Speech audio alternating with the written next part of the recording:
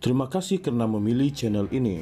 Sebelum kita mulakan video ini, sila pertimbangkan untuk menekan butang like, share, dan subscribe, dan aktifkan butang lonceng Anda agar Anda sentiasa mendapat info-info percuma pada setiap hari dari channel kami. Dan tinggalkan komen Anda karena komen Anda amatlah dihargai.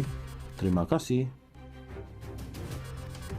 Penyandang bagi jawatan Ketua Hakim Negara dan Presiden Mahkamah Rayuan yang kosong masih menjadi tanda tanya selepas kenyataan Majelis Raja-Raja dikeluarkan tidak menamakan mana-mana individu.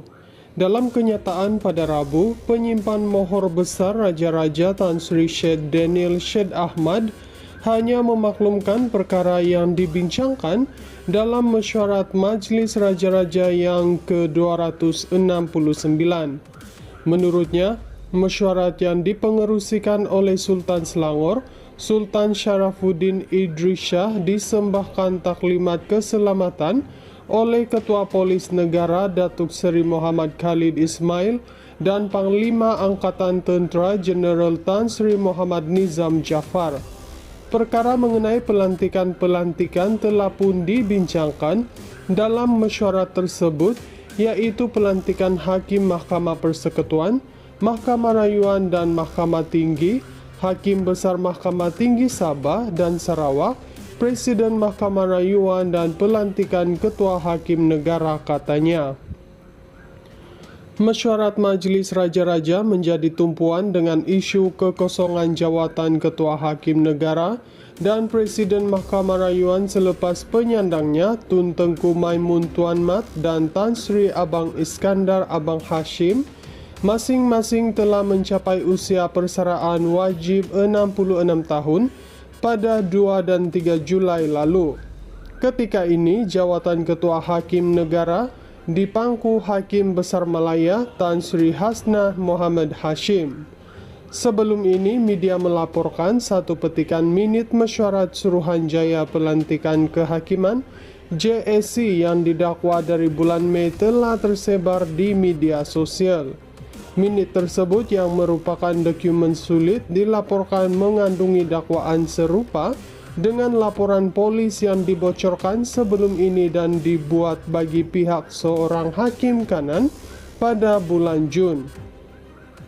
Dalam pada itu, Syed Daniel berkata, Majelis juga telah mengambil maklum mengenai cadangan mengharamkan sepenuhnya penjualan dan penggunaan rokok elektronik di Malaysia.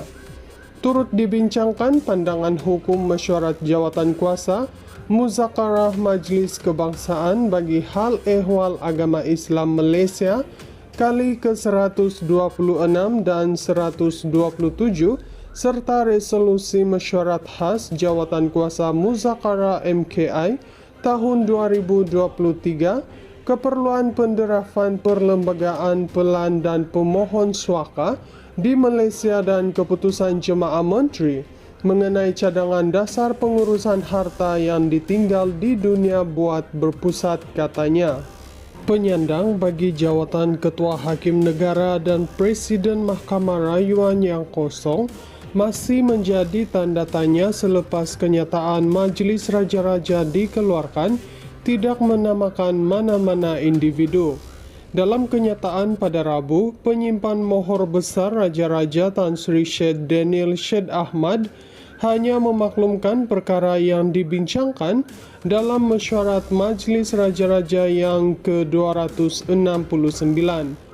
Menurutnya, mesyuarat yang dipengerusikan oleh Sultan Selangor, Sultan Syarafuddin Idris Shah disembahkan taklimat keselamatan oleh Ketua Polis Negara Datuk Seri Muhammad Khalid Ismail dan Panglima Angkatan Tentera Jeneral Tan Sri Muhammad Nizam Jafar. Perkara mengenai pelantikan-pelantikan telah pun dibincangkan dalam mesyuarat tersebut, yaitu pelantikan Hakim Mahkamah Persekutuan, Mahkamah Rayuan dan Mahkamah Tinggi, Hakim Besar Mahkamah Tinggi Sabah dan Sarawak, Presiden Mahkamah Rayuan dan pelantikan Ketua Hakim Negara katanya.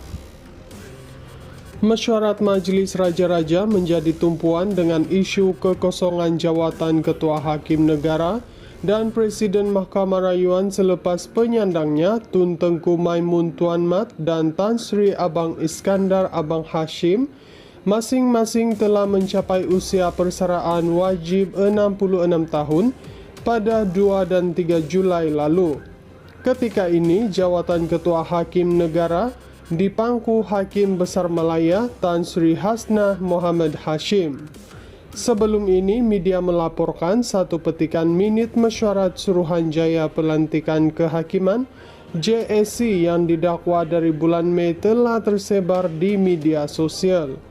Minit tersebut yang merupakan dokumen sulit dilaporkan mengandungi dakwaan serupa dengan laporan polis yang dibocorkan sebelum ini dan dibuat bagi pihak seorang hakim kanan pada bulan Jun.